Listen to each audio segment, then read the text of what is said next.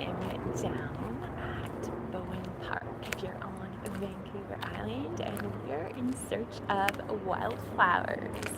I was up early this morning. I already went to one other location filming videos for a wildflower video I am working on, and I was going to come down here and do the same.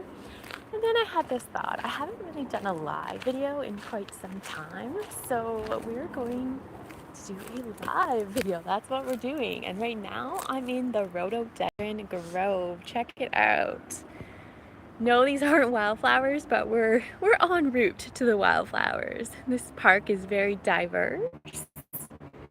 It has all kinds of gardens, wildflowers, forests, rivers, creeks, streams, rose gardens, badminton, tennis courts, pools for swimming, all kinds of outdoor activities in this park. It's a huge park, so there's all kinds of things to do here. And we're right now in the rhododendron grove. Good morning, Willow. We are in search of wildflowers this morning. I already made a little wildflower video. I'm actually making a bigger wildflower video, but we're checking out the wildflowers here. Just crossing the road. This is where the wildflowers are going to start. And bugs. You are absolutely right about the bugs. In the first location I went today, I went around 6 or 7 in the morning and there were mosquitoes everywhere. So no joke about the bugs, but not as many now that it's a little bit warmer and it's a little bit later in the morning. So here we are in a wildflower meadow about to enter. The most common flowers are the canthas. You'll see those are the purple ones. We will zoom in on one of these flowers here. The mosquitoes are bad this year. Interesting comment. I hadn't had any bites or encounters with mosquitoes until this morning when I went to the wildflower place near where I live, and holy doodle, I had hundreds of them eating me alive. It was crazy. So we're also likely going to see chocolate lilies today. The fawn lilies are done blooming already. We might see this one. We'll definitely see the sea blush. That is everywhere. I'll show you some right now. This is sea blush. So beautiful. This little, in the shadows here, beautiful pink wildflower. And what else do we have? Yampa. Can't say that right. It's similar to yarrow. We'll probably see that. We will very likely see western buttercup. Monkey flowers are pretty common. Not sure if we'll see any nodding onions. Western meadow rue, I don't know about that one. This one is a bit early, but there are quite a few other wildflowers here that I've seen and filmed in previous YouTube videos over the last 2 years in this park. So let's just take a little look in this meadow. It is so pretty here. And the grasses are very tall too. And of course we have the common Vancouver Island daisies. I'm not sure what the actual scientific name is for these, but they grow wild all over Vancouver Island. Good morning, Matsurazi Sound. Nice to join in. Nice to have you here.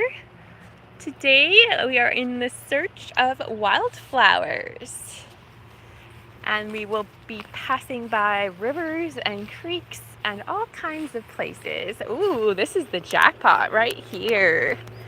Wildflowers are really going strong here. CR! Hello! Greetings from a fellow Canadian. CR and Willow are both Canadian YouTubers. Awesome channels. We are in a wildflower meadow, and I just have to do this because I love doing this and it is so fun. I just love to immerse myself in the wildflowers. Don't worry, I'm not really trampling them. I'm more on the pathway than I am on the actual wildflowers. But they are so beautiful. This is like, if I had to pass away at this moment, it would be okay. I would be in heaven already. So that is super fun. I just love the wildflowers.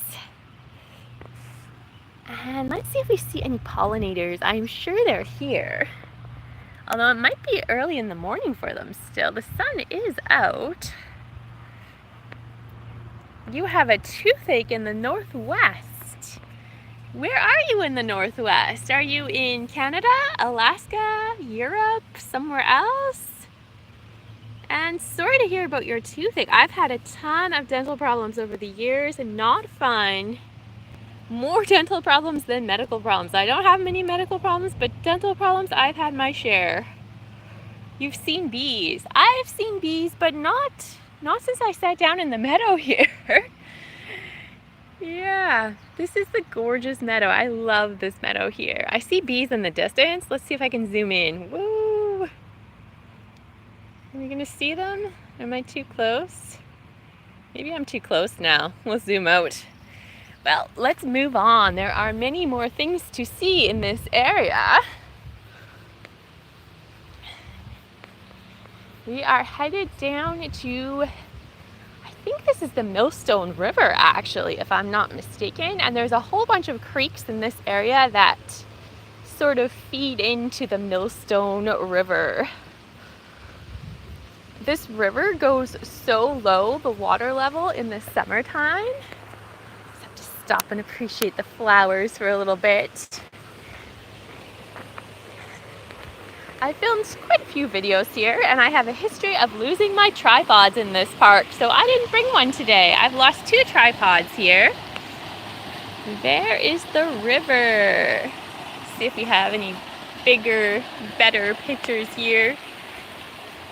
I can zoom in, but I can't zoom out for some reason. Let's go a little bit more this way. There is the river. We're going to enter the forest now. This park kind of goes in different directions. Like, it's really, really big and you can go all different areas. So we'll hit several of the areas on this little walk and see where we end up. Let's take a little detour. We have a little side path here off the main trail and see where this is going to go. I have been down this trail many times. I know where it goes, but see if there's anything interesting happening right now in the world of wildflowers. Right here. Oh, lovely. Look at this. Now, I actually did bring my wildflower identification manual book, but I didn't bring it with me. It's in the car, and I didn't bring a purse or anything like that because, unfortunately, although this park is beautiful, our whole city is overrun, I'm talking quietly just in case, with homeless people, and I don't want to have any risk of being robbed, so I don't bring purses or anything like that. I just bring my phone, and I'm very careful with it. So I don't know if we're going to see any homeless people, but I am careful. They camp out in the woods, they go everywhere, so you just have to be a little careful. But these beautiful wildflowers, I can't remember what they're called. They are so cute and dainty. They have the most lovely leaves, and they're just gorgeous. They're woodland wildflowers. There's lots of them here, all over. These plants in the middle, these are Oregon grapes. And they are super lovely native species on Vancouver Island. Let's continue in the forest. A lot of ferns here. Ferns are so beautiful. And we have this plant blooming. Now, I don't know what this is. When it enters my garden, I actually pull it out as a weed, but technically I think it's a wildflower. It is very prickly, and personally I don't see its benefits, but it is pretty.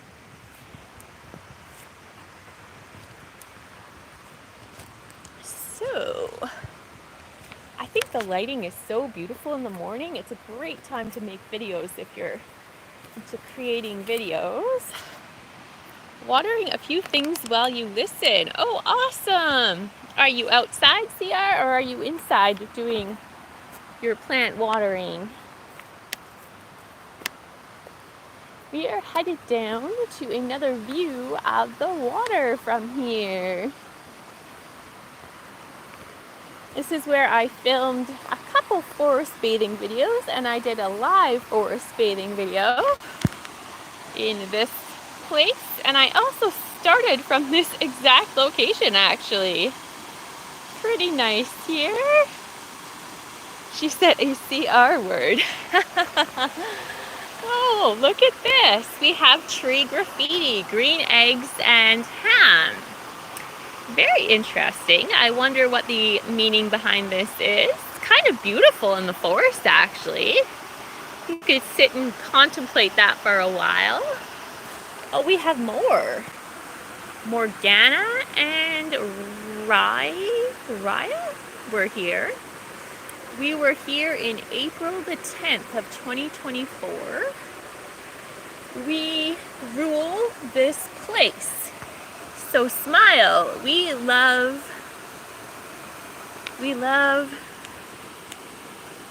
you. We love you time. Oh, that's very interesting. I wonder what that means.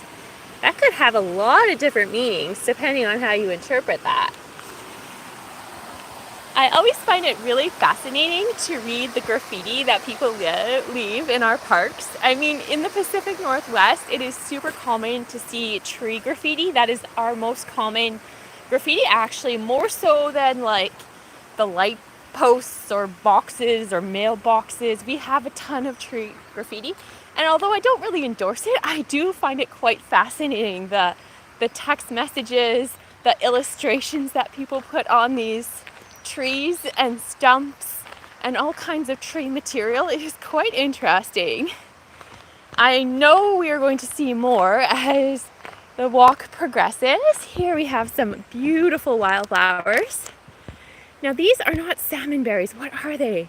I had them growing up. I have them at my house and they drive the heck out of me, actually, because they grow like weeds here in the Pacific Northwest. They get berries and I believe they're edible, but I actually don't let them grow because they will take over. They're growing through some cement between my house and the neighbors, and I do not like that. But I forget what they're called. I want to say they're a thimbleberry. I think they're a thimbleberry. I'm pretty sure if Food Forest Permaculture would know what these are, almost guaranteed. He is like the I don't know what you want to call him, the scientist of the Pacific Northwest wilderness. He knows all the wild stuff. Gotta run. Thank you for stopping by, Willow. Have a lovely day. I will see you soon in one of your videos.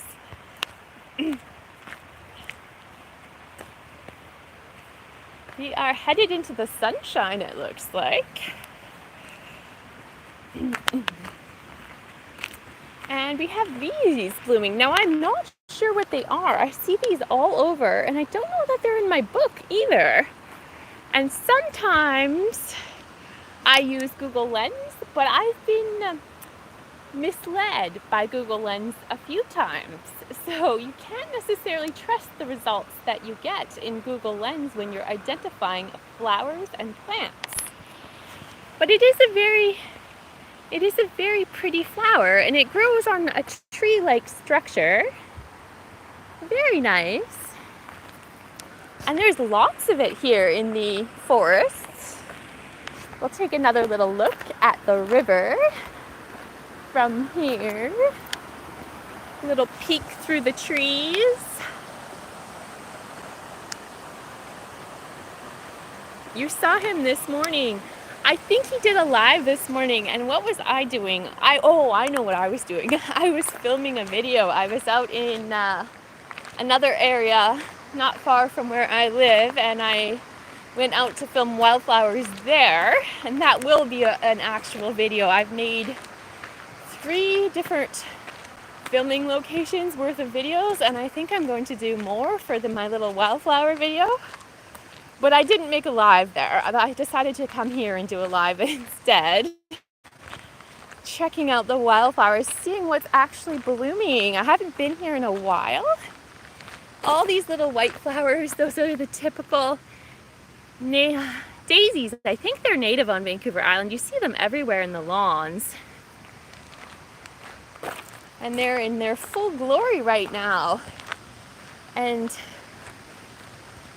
in case you're wondering, it is about 22 degrees Celsius, and it is, oh, what time is it? Hold on. Wow, it's 9:41 in the morning. That is early for 22 degrees. It literally morphed into summer within like a 48-hour period. It was so cold. And all of a sudden, it's so warm. Whoa, whoa, whoa. That's a nice little image there of the river. Now this bridge isn't always open. I'm actually hesitant to go to the other side, and I don't think I will for many reasons. Sometimes the homeless are on the other side, and we don't really want to run into them right now. So we're going to go this way. So sometimes we have salmon, I believe, in this river that they do their spawning, I want to say.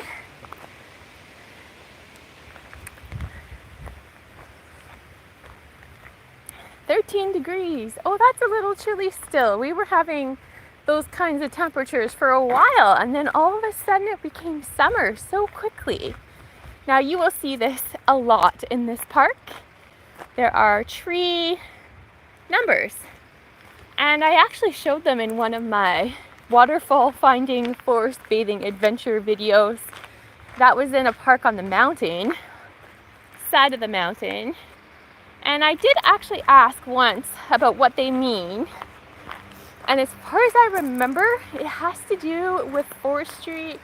Well, not just forestry, but like the safety of the trees. Like they're kind of numbered for how, I could totally be wrong about this, but from what I remember, like how, I want to say, close they are to being cutting down for safety reasons.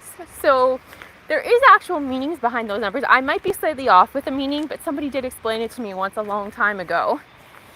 But it is interesting to see numbered trees, and they're usually in pink when you see them in the forest. I swear I just saw a splash in the water, but I don't know what it is. Or where did it go? I want to say that was like a year and a half-ish ago. I was here with Mr. Supervisor, my old golden retriever, who is no longer around. And we were a little further into this park, and I actually was like in the river, like it was end of summer, late August, early September, and the water level was almost gone. And I was just there filming the colors of the trees and the little bit of water that was still there. And a huge owl swooped into the river and just landed and started drinking water just like 3 feet from me. So I took out my camera and I made a shorts video. And I think it's something like "Owl drinks crystal clean Canadian water," if you ever want to go and check it out. But it was in the park that we're in, so you do sometimes see cool wildlife here. Must be a real treat to see. Yes, it was. That was my first time seeing an owl so close in real life. This is really pretty here. And I spy wildflowers. These here. These are called, now my brain just went foggy, and I absolutely do know what these are called. It's gonna come to me in a minute. Ugh, sometimes I hate when that happens. I do know the name of those. Oh my gosh, I can't believe my brain is just like, it just does that sometimes. It just like, it's like a blank slate. Like you know what it is, but the word won't come out. It's so annoying when that happens. And here we are with more wildflowers. These are so beautiful. I actually don't know the name of these ones, but very, very pretty. And I love the abundance of them. They're growing not too far from the river, really.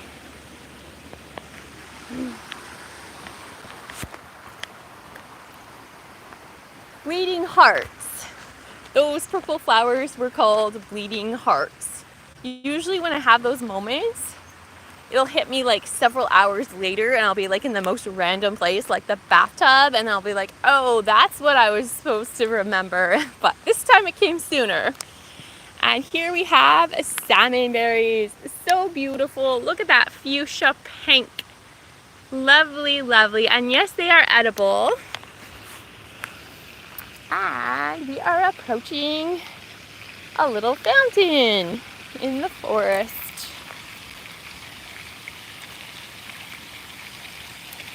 Nice water there.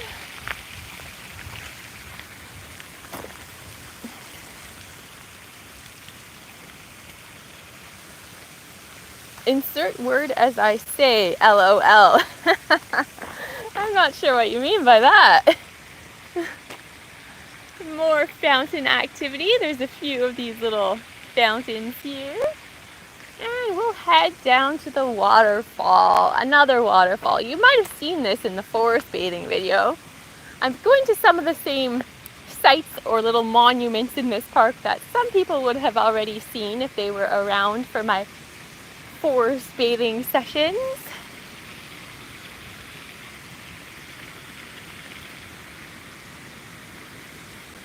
Let's see.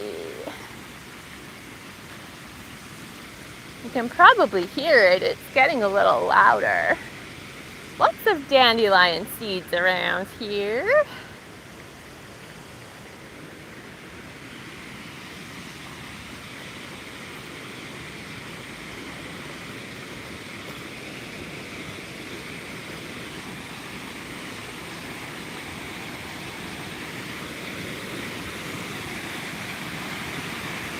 Here it is. This is the waterfall. One of the waterfalls. This is the loud one. And we'll go a little closer at a different angle. This is the Millstone River, and apparently somebody made films about it.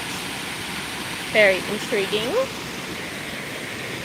And here are the aquatic creatures that you will find here.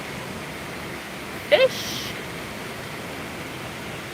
stoneflies, dragonflies, all kinds of creatures.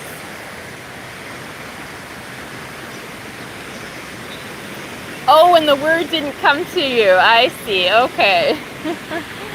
Here's another view of the waterfall.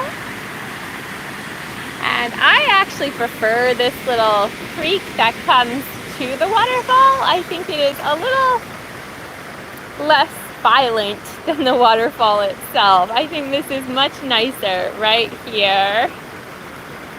I just love bridges, and like the view underneath the bridge is so beautiful. I love dragonflies too. I filmed one a year or so ago in my back garden that kept landing on my little bell pepper stakes in the garden. And it was there for a couple hours actually. So, oh, I just can't get enough of under the bridge. It's so pretty. We will find more wildflowers. Although I must say, I have looked for these in different places before in the last couple of years, and I would have expected more of them to be blooming in the forest so far. But we are just entering another part of the forest, so there could be more blooming.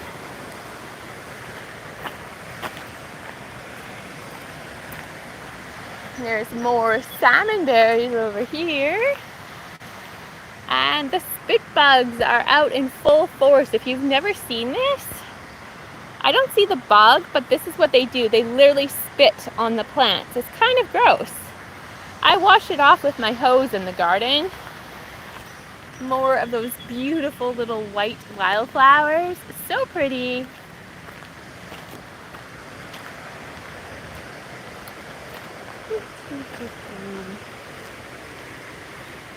You have a video with a dragonfly. Oh, I wonder if I've seen it. I don't think I have. I'll have to go searching for it later.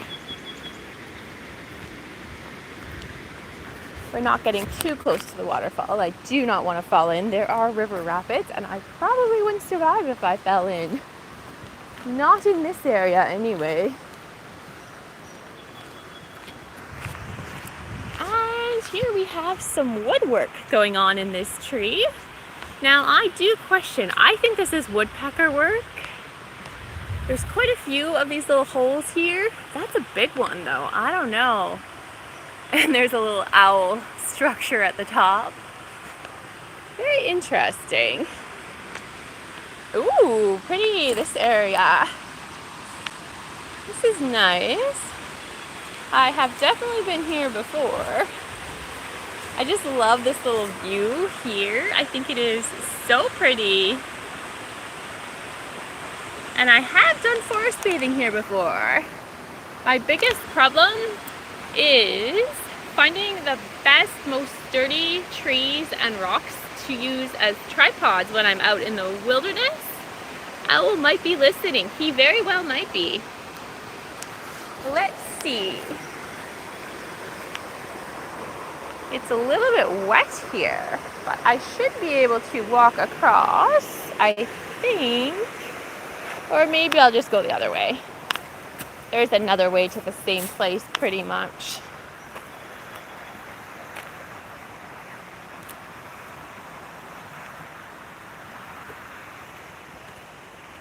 Right over here.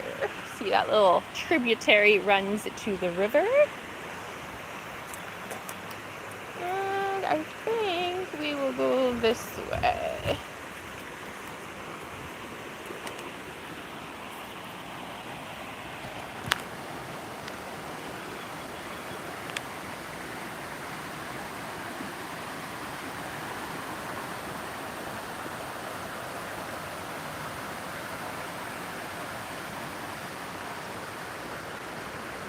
I just love this image here. I think it is so beautiful.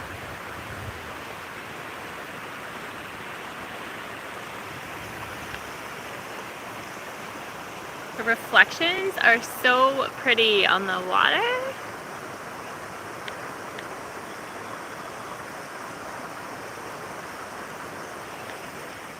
Maybe we'll do some forest bathing. Let's see if I can find a good spot for the phone. Can you see anything from there? Not really. Maybe over here would be better.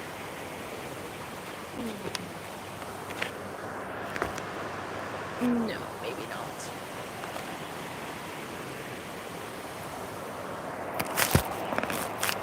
I don't think that's too good, actually.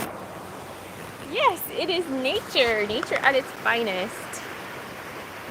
Maybe I'll go back to here. Just see what we have for the tripod.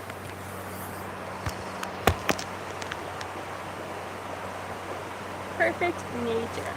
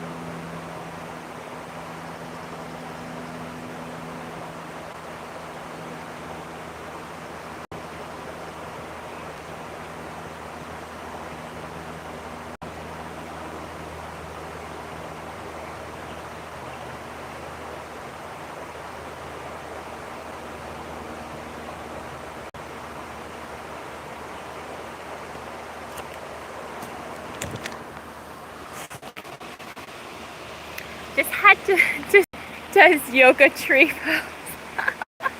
I don't know if that's I once did yoga, real yoga, but not for very long, and I didn't get too far into it. I did it actually for back pain from my nursing job, and it did work, but I don't recall a tree pose, but I'm willing to bet there is a real tree pose. That was just what I would call my forced bathing slash meditation. I can't help myself. If I'm right beside a river slash waterfall, I might as well throw some of that in here too. It's good for me. It's good for my morning walk.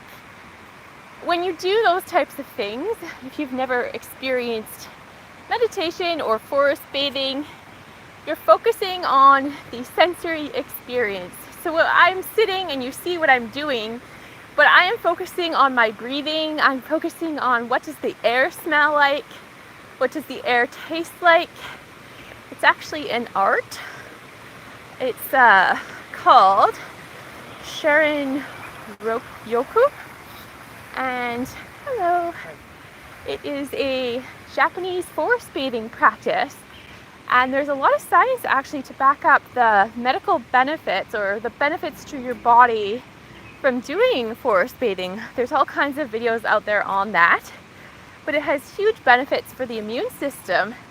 And in Canada, in recent times, more and more physicians have been prescribing, they call it green prescriptions or nature therapy, tree therapy, for all kinds of elements, including depression, all kinds of things.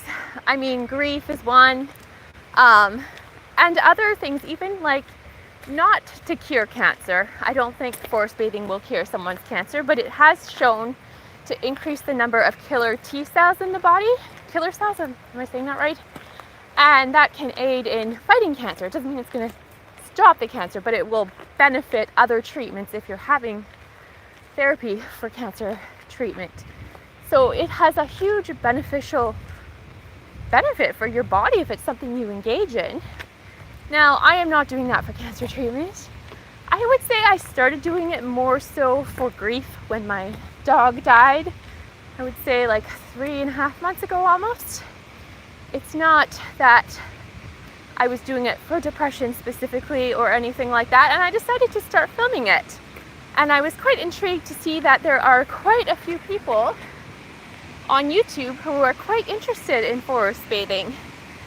I have almost a new audience specifically for forest bathing. I have all kinds of people that watch my videos, and some have definitely come specifically for that reason. We are in a different location now. I am taking you up to the fairy waterfall again.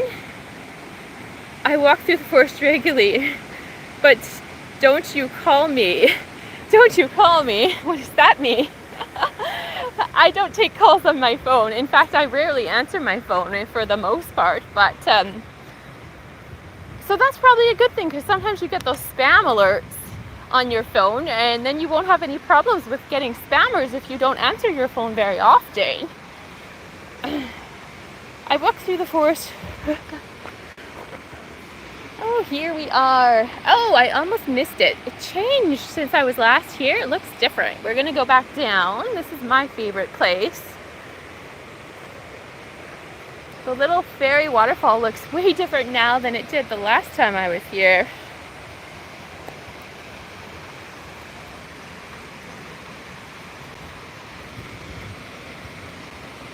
I would say early mid-spring is probably the peak for this little area for how lovely it can be. Greetings, AS, hello, welcome. We were in search of wildflowers on this little forest journey, and I think there will be more. We've seen some already. And you guys, this is actually super cool. When I first did that forest bathing, I want to say the guided meditation video, that was like probably a month and a half ago. And I hadn't been to this park in a long time. I made this discovery.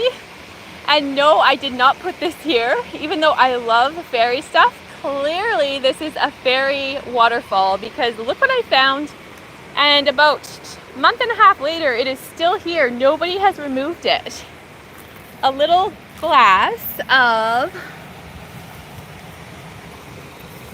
fairy dust. It is still here. It is so cool to see this in the forest, and that people just leave it here. I'm sure I'm not the only one who's found it, and it hasn't fallen in the river or anything. It is so cool.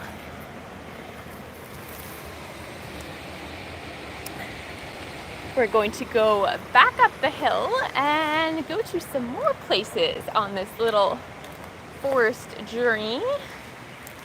And then we're gonna, once we go up the hill and around to another creek, we're gonna kind of backtrack to some more wildflower areas, I think. And also hit, where was I gonna hit? There was another place we were gonna hit on this tour, but it'll come to me when we're going the other direction. Maybe the duck pond and maybe some other little places. I haven't actually taken you to the duck pond. I might have put the odd clip in one video here and there, but you haven't actually seen a good view of the duck pond yet here.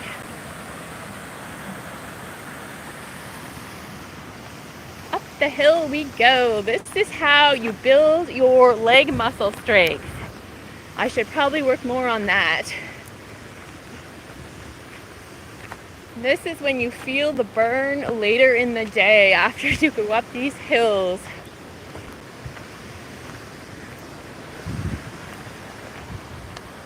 So now we could go in different directions, but we're gonna go this way.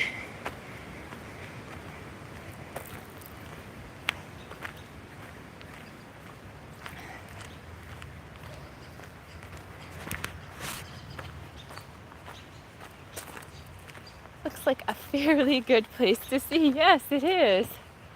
It's very cool here actually, although I am sweating. It's because I'm walking fairly fast, but the forest is cooler than the other areas.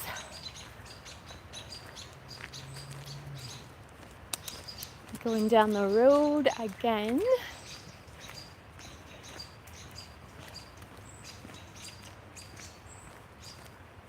And we're headed to another little creek area.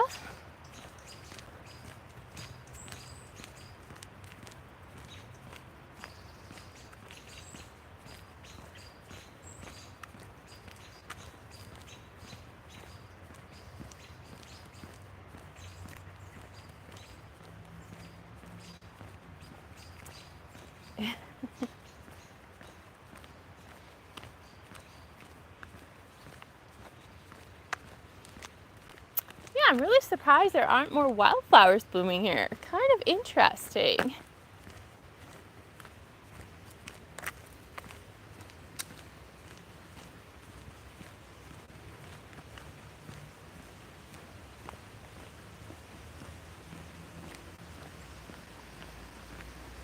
Oh, look at this tree. This is a totally different tree than the last one we checked out, but I'd say the woodpeckers have been exceptionally busy in recent times. There are so many holes here. Holy smokes. Now, I would love to see a woodpecker. I mean, I've seen them before, but it would be cool to see one doing some work on a tree. And there's another view of the creek. We're headed in a different direction, but this is what we're after here. We're going up this way. Here's another little view. That doesn't look very clean actually, but probably just the warmth of the water is making it murky. And we have number 98 coming up.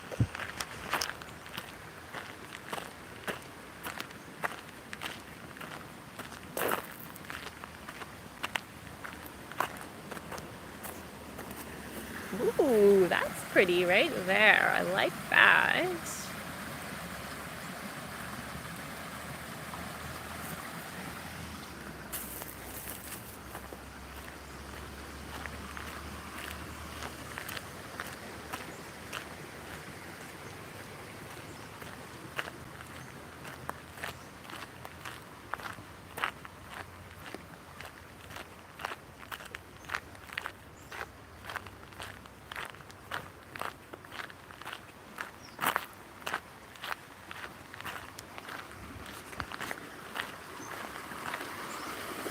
And another little bridge.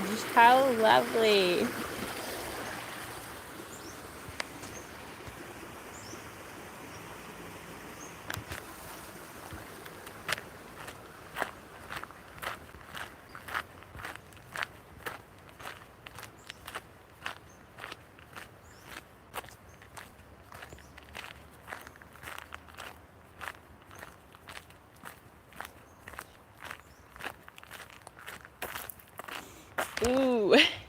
This area does not smell so good, and I will show you why.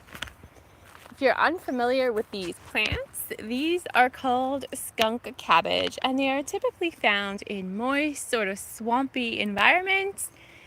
And they are living their best life here and putting out those essential oils or aromas into the forest, the ones that actually don't smell so good. Most of the forest smells good, but if you encounter skunk cabbage, it doesn't really smell good. It smells more like what you would imagine a skunk's, what is it called when they release their liquids from the skunk? Spray? They spray. I've never been sprayed by a skunk, but that's what it smells like, I would imagine, from what I've heard, from what that smells like. So not the most pleasant odor, but we won't linger too long in that section. And I think, is this more giant?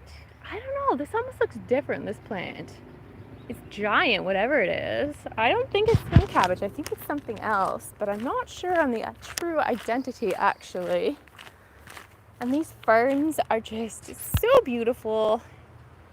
Have to stop and appreciate the foliage of the ferns. Yeah, here, I don't believe this is skunk cabbage, but it is so pretty. I do wonder what it's called actually. If I ever had a pond with a garden around it, I think I would want plants like that. They look so pretty, the foliage. I think they are way prettier than hostas, plants like that. They're just so lush. They almost give me tropical vibes, but this is not a tropical place. Some people say we're semi-tropical, but we're definitely not tropical.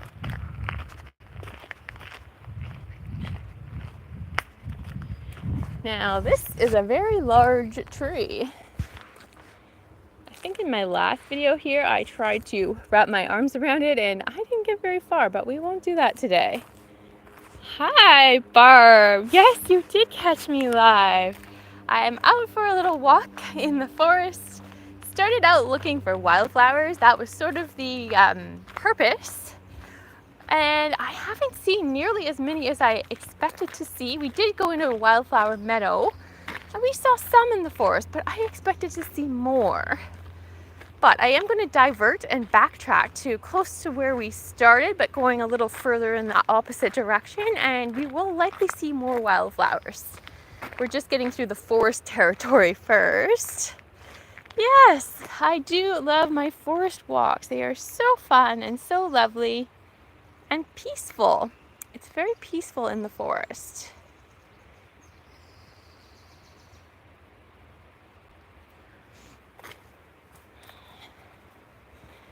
CR, Barb is from Washington State, I believe, the mountains. CR is a fellow Canadian who sometimes joins in on the live streams, and he makes some pretty cool videos too. Mostly about recycling and repurposing things, and also talks a lot about creating videos and editing videos, which are some of my favorite topics. I am kind of obsessed with making YouTube videos. I started out with no knowledge on how to make a video. I didn't even know what a thumbnail was when I started YouTube, and I have learned a lot. Now I'm kind of obsessed with video editing. Like, I will spend so much time editing videos, days, sometimes weeks. I think the longest was over a month. And I just put a lot of thought into creating them. Now that I actually have learned a little bit about video editing, but it is like a whole new world. Like, I feel like when I started, I was in preschool, and now I'm in like maybe grade 5, but I've got a long way to go until I graduate from learning how to edit videos. I've learned a lot though. It is just so fun to edit videos. But live is fun too. Sounds like me learning all the time. I love your editing skills. Thank you. I feel like it's an art. Like, it is seriously, when you get into it, when you start learning how to do it, you take whatever image, it might be the most mundane image, and you can turn it into something so beautiful or so interesting just with a few little editing tricks here and there. It is such a fun little activity that I love to engage in as often as I can, probably a little too often sometimes. Oh yes, we were gonna go to the duck pond. Did I miss that? No, I didn't miss it. We're en route to the duck pond before we hit the wildflowers. Sometimes we see squirrels here. They seem to like this area as well as the ducks. Let's see.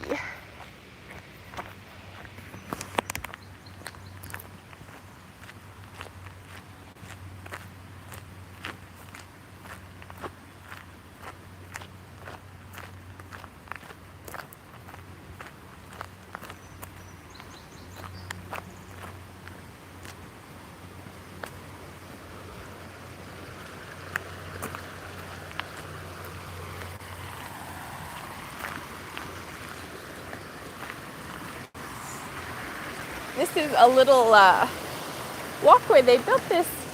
This is kind of, I don't know what you call this, stadium? No, plaza, something or other. They built this actually for weddings, of all things.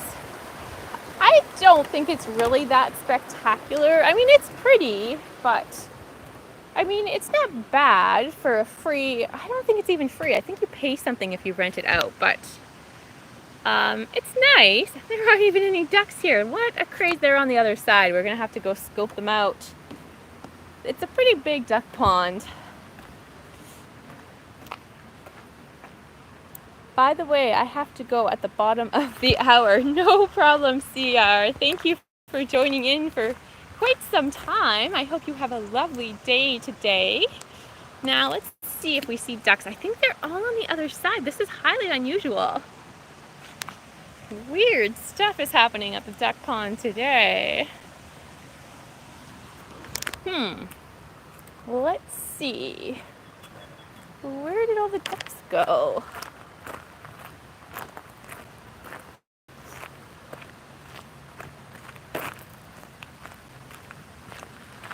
There are no ducks. I saw, oh, there's one. One little duck here. Zoom in. Having a little drink. Usually there's like hundreds of ducks at this duck pond, so it is kind of weird. Maybe they're all hanging out at the far end, I hope. Nothing happened to them. Oh, here we go. There's the ducks. Oh, they're so lovely.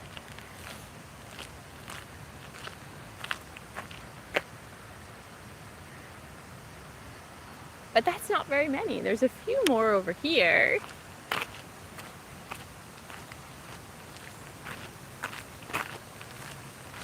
Ooh, a sitting duck.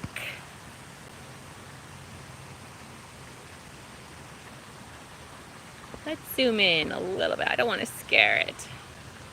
Just sitting, chilling, enjoying the warm weather, I guess. Maybe got tired of swimming for a while. Some people feed these ducks, and that's why they're so tame, I would say, but I don't feed the ducks. I try not to feed the wildlife too often. The only wildlife I will ever feed are actually just the birds in the backyard with real bird seeds sometimes, but I don't really feed other animals because you're not really supposed to feed them much.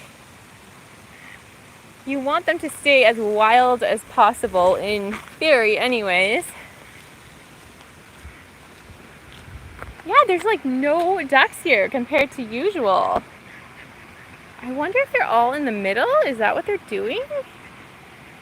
There's a few over here in the middle. Highly weird. I've been here many times and there's usually hundreds of ducks here. This is really strange. I can't help but wonder if the ducks disappeared, if the disappearing ducks is in any way related to the northern lights we saw last night. Those, or I saw, and I'm assuming many other Canadians saw them as well, and some Americans too, I would imagine. When I was down at the water, I went to the ocean to view the northern lights before coming home and realizing I could see them from my house. What was really weird, it was super, super calm on the water. I just saw a duck doing weird things, so I had a funny look on my face, but like dead calm on the ocean. And then as the night started to come upon us and you saw the stars in the sky, the waves were just going crazy. It like came out of nowhere. It was really, really weird, like to see like the ocean so calm and then all of a sudden like super storm, but not a super storm. It was like super waves, but not really windy. It was so weird. And I do wonder if the wildlife are somehow affected by the, like, I've heard that these northern lights are related to the solar storms, and I'm not too educated on that stuff, but I wonder if there's some kind of relation into how animals react to what's happening above us, like with the, what do you even call it? I mean, they call it solar storms, like the sun and all the rays and all that stuff. There must be some kind of relation to what happens here on Earth. I think that stuff is fascinating, but I never studied it in school. I'm really not educated on it, but it is a super interesting science. The science of like solar sunspots and rays and all that kind of stuff. Ooh, there's a few ducks, but definitely not the normal amount here.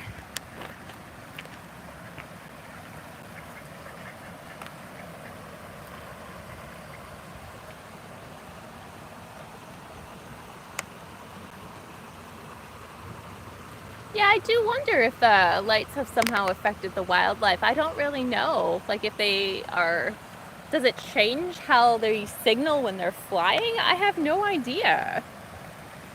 It's kind of like I wonder about like the earthquakes and stuff, like especially in the Pacific Northwest when we get a lot of those, what do they call them again? They're not, are they tremors?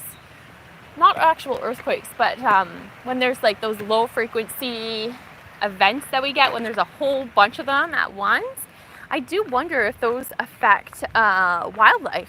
Like, can they feel those vibrations? They probably can, some wildlife. I don't really know. And does it affect their migration or what they choose to do with themselves? I don't really know. So we're done with the duck pond and we are headed closer to where we started to hit some more wildflowers, hopefully. There they are. Those are the bleeding hearts I told you about earlier, and I couldn't remember the name. These pale purple flowers are wild bleeding hearts. There's domesticated ones that you see in local gardens, and sometimes you see these ones in local gardens. I had these in my home garden growing up, where I lived for like 14 years, I believe. Beautiful little wildflowers.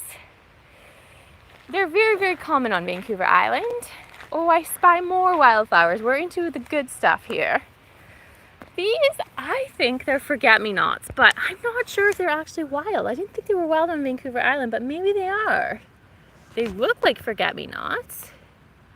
I'm gonna have to research this later in my wildflower guidebook and see if they're truly wild or if this is something else here. Oh, I spy another interesting flower right here. I don't know if I've seen this one before. The leaves look different than what I've observed in similar looking plants before. Very intriguing. I'm gonna have to watch this live stream later and then take out my ID book and see how many I can pick out, because very, very cool to see new flowers.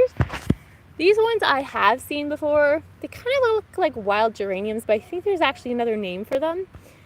And I think they're in my book, so I'll have to look it up later. And do we have any other ones? No, I don't think there's anything else in this section. We'll keep going. There are more to come.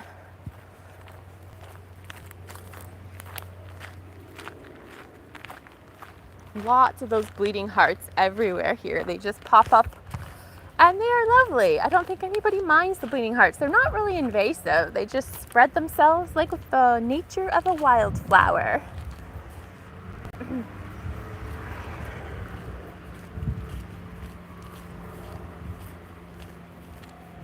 Yeah, I will let you know what they are when I get their identity. probably put it into the wildflower video that I'm making. The real wildflower video that is not live in real time. I'm making a separate one. I don't know if you were here when I was talking about that, Barb. In the last 2 years, I've made wildflower videos on YouTube, and looking back at them, I cringe. I was learning how to edit videos, but didn't really know how to edit very well. So I started making another one. I'm not sure how it's going to turn out. Lately with my videos, like the video that I made about, it's kind of an artsy video about blooming in the dark. Love blooms in the dark. That was not supposed to be what it is. It was actually a garden tour gone wrong. My brain was in a weird place and I started filming like the weirdest stuff, and then I tried to put it together into a garden tour and it was not working. And in the end, that's what came out, something very artistic, and I'm quite happy with how it turned out, but was not something I planned to make at all. It was like pretty random how that happened. Oh dear. This sometimes happens. And I think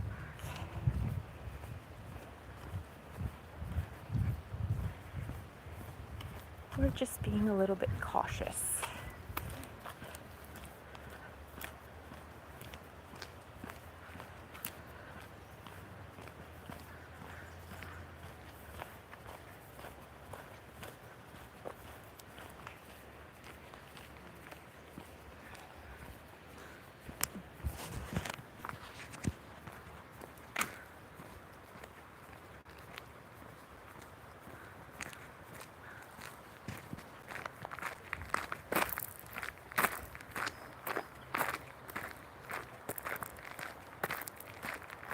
Well, thank you. I'm just being a little cautious with some of the observations I observed in the last 2 minutes of things and people around me and things that were happening. I'm just being a little cautious. That's why I was a little quiet, and I didn't really put the camera on anything in particular because there were some interesting things happening that I didn't want to make like I was showing people, I guess you could say.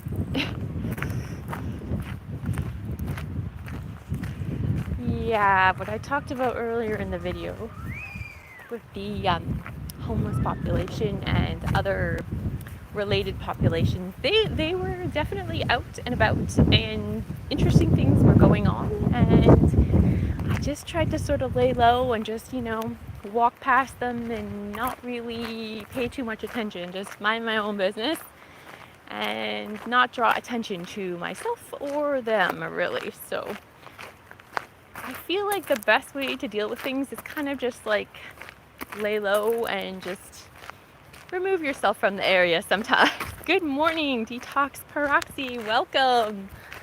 On a little wildflower walk. We mostly walk through the forest, but we're approaching the meadow that we started in, and we're going to go a little bit in the other direction. This is the wildflower meadow that I started the video in, just kind of a different view actually. It's almost like it's got a couple different sections of this meadow. I made a couple of videos here in the last couple of years. It's just so pretty, all these wildflowers that come out every year at this time. We're gonna go down to the river again.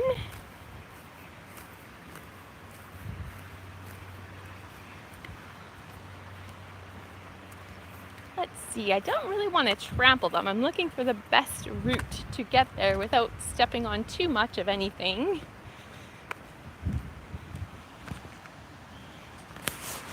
I think if we go through the grasses, that's a little safer than disturbing the flowers themselves. Your shadow is following. Yes. I'm having so much fun with making these shadow videos. When I first started noticing the shadows when somebody went out to film, they can be frustrating when you're making a YouTube video, and then I thought, no, stop being frustrated, just embrace it. Turn the shadow into something fun and interesting and just go with it. So that's what I've been doing in my videos, and it's been really fun. But yes, the shadow probably is following me. Can we see? Turn the camera around. Yes, We could do some shadow magic here. And then I could take out my CapCut editing skills and make some fun little clips with it. Let's see, how close to the river are we going to go? These are wildflowers growing by the river. It's amazing that this river doesn't totally dry up, but is like 80 to 90% of the water disappears within a month or two usually, which is crazy. I can't figure out CapCut. Oh, well, editing is tricky, and you know, honestly, I learned 100% of my editing from watching YouTube. I just watched YouTube tutorials. Let's see if I can turn the camera in a good direction. Tutorials on how to edit on YouTube. No, tutorials on each editing program. Like CapCut will have its own tutorials. And every editing program pretty much has a tutorial out there. But the thing with CapCut, if you're into editing videos, this is the bane of my editing existence. I have recently, well, I bought a laptop last year, I think it was last year, and I had a desktop for a long time, and then I tried to start editing videos on my laptop. And let me tell you, CapCut for the computer is 1,000,000 times different than CapCut for your phone. The phone is so much easier to edit, and the special effects are so much better on the phone. So I can't say anything about editing on computer. I recently did a couple modifications to my fairy video on the computer, and that was only because I had to, because of the situation of the video, and that took me a long time to figure out. But I try to avoid editing on the computer at all costs. I do not like editing videos on computer. Yeah, the phone, most smartphones have really good editing apps. I use CapCut, Filmora, and UCut Pro. And I have dabbled in Power Director and all of the ones CR suggested, but I eliminated some because I don't have enough storage space for too many. I know CR uses a lot of editing programs, and that is super cool. We're just down here by the wildflowers. I have to do this again. I already started the video with it, but when I'm close to the wildflowers and I'm not really trampling them, not too much. I'm mostly on the rocks here. I just can't resist. It's wildflower heaven right here. Whoa. Got a special message that popped up when I did that. You have done both. I could see you doing both. Yeah, that's cool. I wish I knew how to edit on computer, but I'm not smart enough for that. Videos and discussion about editing, and I enjoy that kind of talk.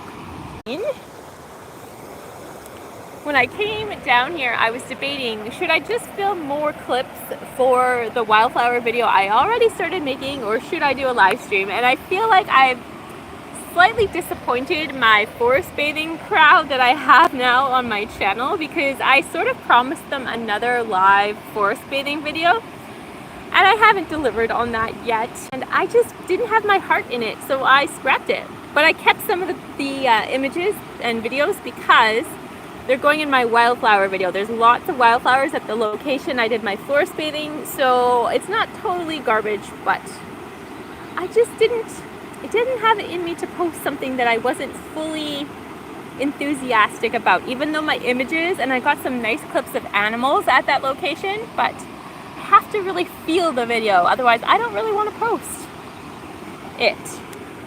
Let's move on to another little spot. It's getting really warm here, which is nice. Yesterday it went up to 29 degrees Celsius. Kind of crazy.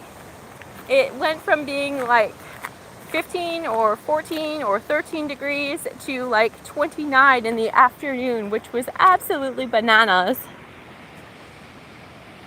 Okay, I have the camera not on the river.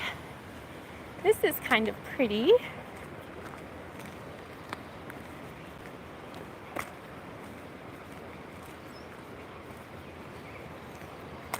And if you're on Vancouver Island and you happen to be watching, we are in Bowen Park. Or maybe you're not on the island, but you've been here before. This is where we are. Bowen Park is a very diverse park. If I was to compare it to the parks in Vancouver, now I haven't been everywhere in Vancouver. I'm not super familiar with Vancouver. And in case you are unfamiliar, I have had some viewers that confuse Vancouver Island with Vancouver. Vancouver Island is completely different than Vancouver. We are more rural. We are 2 hours across the ocean. The vibe is completely different on Vancouver Island versus Vancouver. I love Vancouver, but I was born, raised, and never left this island, and it's completely different here. So I would compare this park, we're in Bowen Park, to Stanley Park, but Stanley Park is quite a bit different, but it's the only similar comparison I can think of. Stanley Park is massive. I mean, this park is big too, but Stanley Park is like, multiply this park times 10 or 20 and then you have a Stanley Park, but it's kind of a similar vibe to Stanley Park here, I would say. Amazing weather. Yes, it is amazing weather. And it's actually a really, really nice park until the homeless people moved in. I'm going to say within the last 5-ish years, we've had a huge, huge, huge number of homeless. Actually, 5 years, but it probably started when the Vancouver Olympics happened, and I can't remember what year that was. The rumor was, now I don't know if this is true or not, but the rumor that was going around our city was what Vancouver did. Now, if you are familiar with Vancouver, if you watch YouTube videos, they have a very famous area called the Downtown East Side, and it is full of people who are homeless, lots and lots and lots of problems with addiction. And the rumor is that the city of Vancouver gave out free ferry tickets for all of the homeless people that wanted it just before the Vancouver Olympics to bring them over to the island, so that Vancouver didn't look quite as run down in some areas as it would have appeared. And that is probably when we got a big influx of homeless people. Now, that is a rumor. I don't know that that is true information, but that was the big thing that everyone was talking about when the Vancouver Olympics were happening just before, because all of a sudden Vancouver Island was inundated with people who had addiction problems and homelessness, and nothing has changed. It never went away, and that was quite a few years ago. And yeah, it is everywhere, but I have to say, the island keeps modern tenants through the winter and attracts those without. It is so true. And I do have compassion, but I see both sides of it. And I also see it from a healthcare perspective. I've been working as a nurse for 17 years, believe it or not. So I have the healthcare perspective, I have the everyday resident perspective, I have the resident who's lived here my entire life perspective. And I have compassion, but I also have not compassion for certain aspects of it, but it's a problem. It's a big problem, and there needs to be more investment from the government in both addiction services, homeless shelters, as well as treatment centers. We don't have nearly enough treatment centers for people who do want to get help.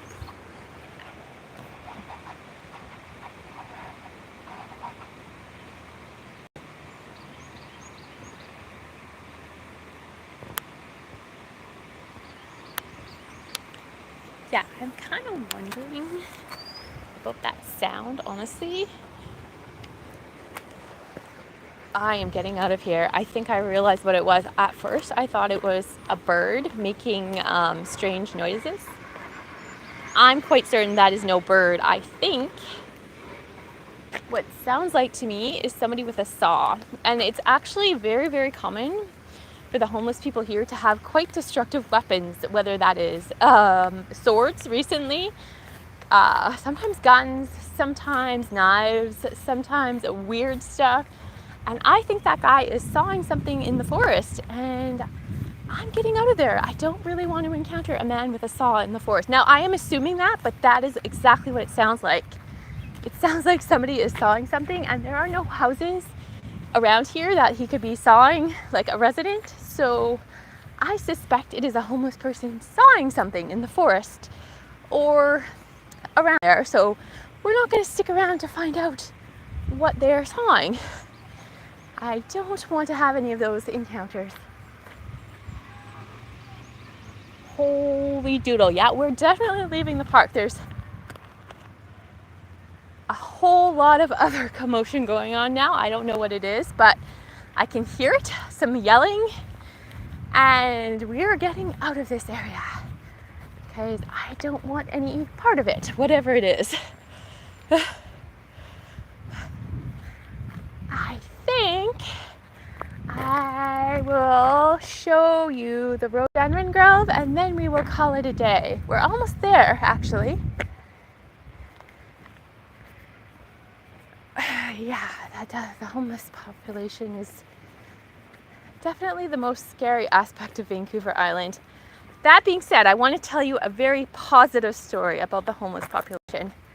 Now, this happened to me, I would say 3 to 4 years ago. I was driving a different vehicle that I have now, and my car died on the, if you're familiar with Vancouver Island, basically it's the old Island Highway in our downtown core, right across from our biggest homeless shelter. And I was stuck on the highway in the middle of downtown and couldn't go anywhere. So I put my hazard lights on, got out of the car because I was worried, and I had my dog at the time, worried about being struck by another vehicle and smushed in the car. And actually a few people came by, but it was actually 2 homeless men that helped me. They actually they told me to get in the car in a nice way, told me what I needed to do, and then they actually pulled my car off the highway onto a side road, and I turned around. I was going to thank them and give them a few dollars, like a few bills I had in my purse, and they disappeared. They were older guys, about, I'd say 50s probably, maybe 60s. And they were so kind and so sweet and so harmless. And that was my very positive story. And then when I got home, I really wanted to thank them. So I have, here on Vancouver Island, we have something called DoorDash. And I don't know how familiar that is in the United States. Because I couldn't go anywhere, my vehicle was broken. I can't remember, I got a tow truck that came and took it back to my house. I actually ordered $300 worth of pizza and had it delivered to the homeless shelter. I was so grateful and so overrun with the fact they were so kind, and I was literally going to thank them, and I was going to give them a few dollars that I had with me in person, but they disappeared and I didn't even get to say thank you. And they were completely changed my perspective on homelessness. But I do know there's another side to it. I am not oblivious to the other harmful sides of addiction and homelessness. Not everyone is an addict who is homeless. There are kind people who do not want to be in that situation. No other option. But a lot of people, it is a choice, unfortunately. But anyways, that was my feel-good story of the day. Let's check out the rhododendron grove. We are now in it. This is another one of my favorite areas of the park when it is blooming. I did film a video here when I started YouTube, and don't watch it. It is so cringeworthy in the rhododendron grove, but it is really, really pretty. This is super old. I'm going to say it's like at least 30 to 40 years old. No, it's probably older than that, I think. But really, really established rhododendrons in the forest. It is so pretty. We'll go a little further. What park is this? This is Bowen Park in Nanaimo. If you're from Vancouver Island, the rhodos are in full bloom and it is really, really beautiful. Whitley Island, there is a rhododendron state park. Oh, so cool. And there's more rhodos over here. Oh my gosh, I am not wrong. I am so glad I got out of there. I hear sirens coming. I think whatever just happened, I am so glad I wasn't there, because I suspect those sirens are going to whatever I heard in the forest. I could be wrong, but they're pretty loud. So thank God I got out of there. That's all I can say about that. You know, I had some comments on my forest bathing video when I went to that waterfall called Amorite Falls in Nanaimo, and that is on the side of Mount Benson, in case you're familiar with this area. And I did have some comments about my safety walking by myself in the woods without my dog, because I used to go everywhere with him. And I have to say, I do have a lot of knowledge on how to interact with animals, whether that's bears or cougars. I've had one very, very, very close encounter with a black bear it was only about a year and a half ago maybe. And that was scary, but it was okay. I have my bear smarts. But when it comes to homeless people, I would rather encounter a wild animal like a bear or a cougar than I would a interaction with a homeless person who is dangerous, on drugs, that kind of thing, because I can definitely get myself out of an encounter with an animal. I'm not so sure I can get myself out of an encounter with a person who is using substances and you don't even know what the substances are. Anyways, I am so ranting here. We don't need to talk about that. But the sirens are definitely going. Those rhodos are so beautiful.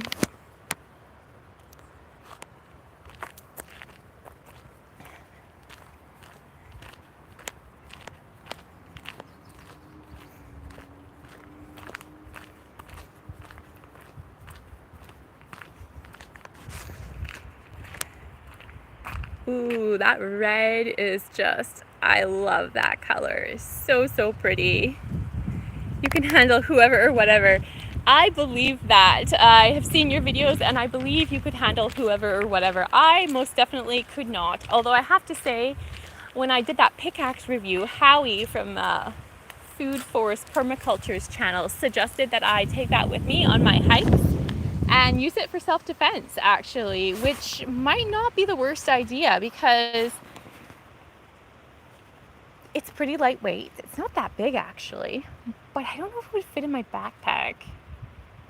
I don't know if I want to carry it around, but maybe. I have been thinking about that. I haven't forgotten about that comment. I don't actually have a bear spray, believe it or not. I know what it's for, I know why people get it, but I don't think I would ever use it if I needed it. So the pickaxe does seem like a better idea, but I don't really want to carry a weapon with me. It's just not really my thing. My thought actually was, my phone is, I consider it to be a weapon, believe it or not. If I encounter something sketchy on my walks, I will just turn the live stream on and I will just, let the sketchy subject know that you are being live streamed around the world. Maybe something will happen, and if something does happen, they will have witnesses around the world. So that is sort of what I was thinking when I do go on these walks that are a little more sketchy, that I could just use live streaming as my defense mechanism. And some people will think that's silly, but it's just a tactic I have thought of.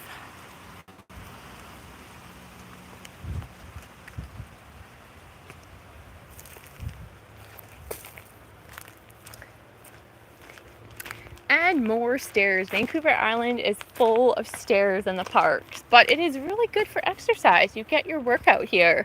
Go into our local parks and you will have more muscles than you started with.